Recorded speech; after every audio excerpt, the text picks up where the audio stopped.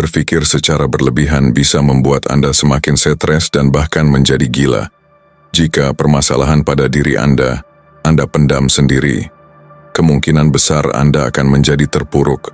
Gimana cara merubah pikiranmu yang selalu sedih dan galau menjadi semakin ceria? Kamu sangat tepat, disinilah tempatnya. Kami King Stoic akan memberikan motivasi-motivasi penting untuk kalian dengarkan. Maka dari itu amati video ini, dengarkan dan kerjakan. Ayo kita mulai. Satu kata menuntut kata lain, satu isyarat menuntut perhatian. Namun akan tiba momen ketika seseorang memilih untuk keluar dari tarian itu. Bukan karena marah, bukan karena tak peduli, tapi karena telah tumbuh. Karena akhirnya melihat bahwa tidak semua undangan harus diterima, tidak semua percakapan harus diladeni, dan tidak semua energi layak dibagi. Kamu mungkin adalah orang itu yang memilih untuk tidak mengklik, tidak mengetik, tidak bereaksi.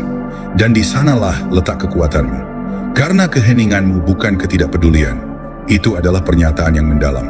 Itu adalah cara kamu mengatakan, aku tidak lagi membutuhkan kehadiranmu untuk merasakan keberadaanku sendiri. Dan bagi seseorang yang terbiasa mengukur harga dirinya dari respons orang lain, itu menyakitkan. Tapi bukan karena kamu menyakitinya secara langsung, melainkan karena keheninganmu menyinari bayangan yang tidak ingin ia hadapi. Pesan yang belum terbaca itu menjadi lambang dari batas yang kamu bentuk. Batas antara dirimu yang dulu, yang mencari penjelasan, yang ingin dimengerti, yang terus-menerus mengharapkan tanggapan, dan dirimu yang sekarang, yang telah menyadari bahwa kedamaian tidak bisa ditukar dengan ketidakpastian emosional. Dan bukan hanya kamu yang merasakannya. Energi itu terpancar, ia tahu. Entah pria atau wanita, siapapun yang mengirim pesan itu, dalam diamnya merasakan penolakan paling dalam. Bukan karena kamu membalas dengan kata-kata keras, tapi karena kamu memilih tidak membalas sama sekali. Itu bukan pasif, itu bukan permainan, itu adalah disiplin. Seperti yang diajarkan oleh para filsuf Stoik, kekuatan sejati tidak diukur dari bagaimana kita menaklukkan dunia luar, tetapi bagaimana kita menaklukkan dunia dalam diri kita. Seperti kata Epictetus, yang penting bukanlah apa yang terjadi pada Anda, melainkan bagaimana Anda bereaksi terhadapnya. Dan dalam konteks ini, reaksi terbaikmu adalah memilih untuk tidak terlibat dalam dinamika yang telah usang. Seseorang mungkin berharap kamu mengetuk 2 kali fotonya, memberikan like, atau mengirim emoji yang menandakan bahwa kamu masih terhubung, masih tergugah, masih bisa diakses. Tapi kamu tidak melakukannya. Bukan karena kamu keras kepala, tetapi karena kamu telah menyadari bahwa tidak semua pintu harus tetap terbuka, terutama pintu yang pernah membiarkan angin dingin masuk dan merusak kehangatan batinmu sendiri. Dan dalam jarakmu itu, dalam kendalimu itu, dalam kedamaianmu itu, ada pelajaran besar yang mereka terima, meski tidak diucapkan. Mereka tidak hanya kehilangan perhatianmu, mereka kehilangan akses pada versi dirimu yang dulu mudah terguncang, mudah terpancing, mudah kembali. Sekarang kamu menjadi refleksi dari apa yang belum mereka capai dalam dirinya. Ketenangan, kejelasan, kedewasaan. Karena pada akhirnya, pesan yang belum terbaca itu tidak hanya tentang hubunganmu dengannya. Itu adalah representasi dari perjalanan batinmu. Bukti dari bagaimana kamu kini memperlakukan dirimu sendiri. Dengan hormat, dengan kedewasaan, dengan kesadaran bahwa waktu dan energi emosionalmu adalah hal yang suci. Bukan untuk dipertaruhkan pada hal-hal yang tidak lagi membawamu ke tempat yang lebih tinggi. Dan jika kamu bertanya padaku, berapa kali kita mengorbankan kedamaian demi validasi sesaat? Berapa kali kita mengetik panjang lebar hanya untuk didengar oleh seseorang yang bahkan tidak benar-benar mendengarkan?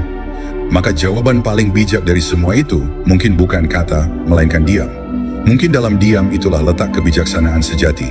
Dalam pesan yang tidak dibuka, dalam balasan yang tidak pernah diketik, dalam jarak yang dipertahankan tanpa kebencian, hanya karena kamu memilih dirimu sendiri. Jadi biarkan saja pesan itu tetap tak terbaca. Biarkan ia menjadi simbol kekuatan batinmu. Karena dalam dunia yang sibuk dengan pembuktian, kamu telah menemukan kedamaianmu. Nomor 5, kamu bergerak tanpa suara. Tidak semua pertumbuhan harus disiarkan. Tidak semua penyembuhan harus diumumkan. Dan kamu memahami itu sekarang. Di dunia yang dibanjiri sorotan, di mana banyak orang berlomba menunjukkan proses mereka seolah butuh pengakuan dari luar, kamu justru memilih jalur yang sunyi, Bukan karena kamu ingin menyembunyikan sesuatu, tetapi karena kamu tahu bahwa pertumbuhan sejati tidak butuh panggung, hanya butuh kejujuran terhadap diri sendiri. Kamu tidak membuat pengumuman, kamu tidak memajang kutipan-kutipan penuh luka, kamu tidak mengisyaratkan perubahan lewat unggahan yang ingin diam-diam dilihat seseorang. Sebaliknya, kamu diam, kamu bergerak pelan, tapi dalam diammu itu ada getaran yang jauh lebih dalam daripada kata-kata. Orang-orang mulai memperhatikan. Mereka mendengarnya dari cara lain orang menyebut namamu sekarang, dari caramu membawa diri dengan tenang di ruang digital, dari aura kehadiranmu yang tidak memerlukan banyak bicara tapi menyisakan jejak. Dan dia juga memperhatikan, mungkin bukan lewat komentar, bukan lewat pesan langsung, bukan lewat permintaan maaf, tapi dia tahu, dia merasakannya. Ada sesuatu yang berubah, bukan karena kamu mencoba memengaruhi siapapun, tapi karena kamu tidak lagi tertarik untuk diperhatikan. Dan justru disitulah kamu memancarkan daya yang tidak bisa dijelaskan, hanya bisa dirasakan. Stoicisme mengajarkan bahwa kekuatan sejati bukanlah sesuatu yang diumumkan. Ia tidak berbicara keras-keras. Ia hadir dalam keteguhan langkah, dalam keputusan-keputusan kecil yang tidak dilihat siapapun, dalam konsistensi yang tidak meminta penghargaan, seperti api kecil yang terus menyala dalam kabut, tak membakar segalanya tapi cukup untuk menghangatkan jiwa yang menjaganya. Itulah kamu sekarang.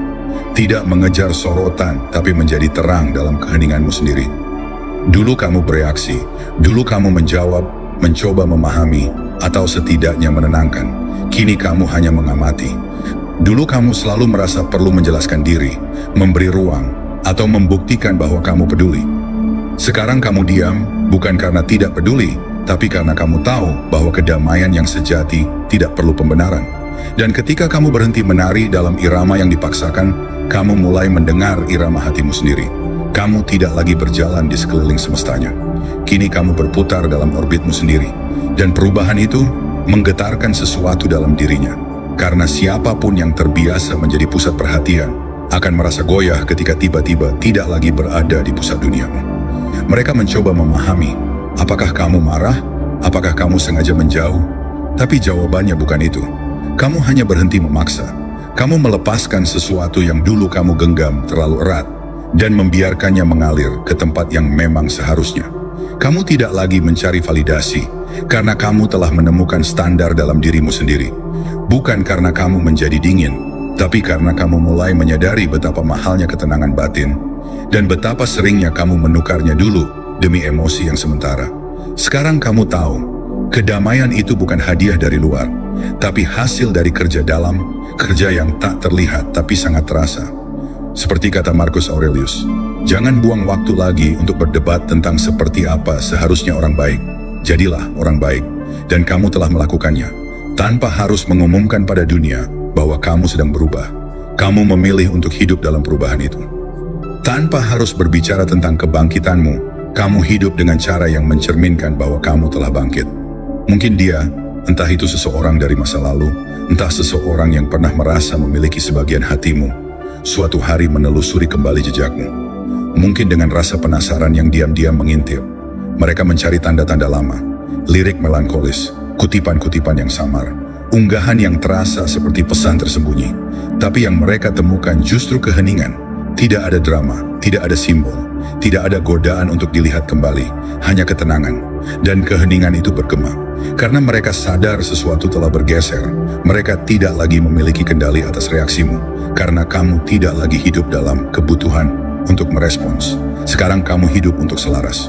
Kamu bertumbuh bukan untuk menunjukkan sesuatu, tapi karena kamu sadar bahwa hidup ini terlalu singkat untuk dihabiskan dalam pola-pola yang sama. Kamu tidak perlu berkata apapun, tidak perlu menjelaskan siapa kamu sekarang, karena mereka bisa melihatnya dalam matamu, dalam senyummu, dalam keputusanmu, untuk tidak kembali ke versi lama dirimu, yang dulu sering memohon, sering cemas, sering menunggu. Dan dalam keheningan itu, mereka merasakan kehilangan yang nyata. Bukan kehilangan tubuhmu, tapi kehilangan akses pada jiwamu. Kamu bergerak tanpa suara, dan justru karena itu, kamu terdengar lebih keras daripada sebelumnya. Kamu tidak hanya sedang bertumbuh, kamu telah menghilang dalam proses itu. Nomor 6, misteri kembali.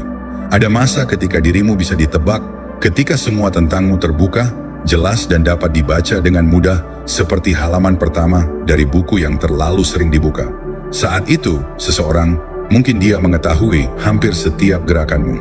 Kapan kamu online, apa yang kamu pikirkan, bahkan bagaimana kamu akan merespons pesan tertentu.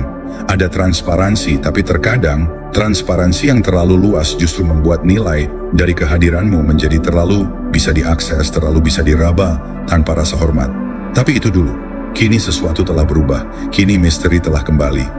Bukan sebagai permainan, bukan sebagai strategi manipulatif atau upaya membuat seseorang merasa kehilangan, tapi sebagai hasil dari perjalanan ke dalam, perjalanan yang tidak pernah diumumkan, tidak pernah dipamerkan, dan tidak pernah dimaksudkan untuk dilihat siapapun, kecuali oleh dirimu sendiri. Diamnya kamu bukan lagi tentang menarik perhatian. Itu bukan taktik, bukan senjata pasif-agresif, dan bukan pula bentuk pelarian. Diamnya kamu adalah refleksi dari tujuan yang lebih dalam, dari kesadaran yang sedang bersemi, dari ketenangan yang kamu perjuangkan bukan untuk dunia, tetapi untuk hatimu sendiri. Kamu tidak lagi bermain sulit didapat. Kamu hanya tidak lagi tersedia untuk koneksi dangkal yang tidak memberi ruang untuk jiwamu berkembang.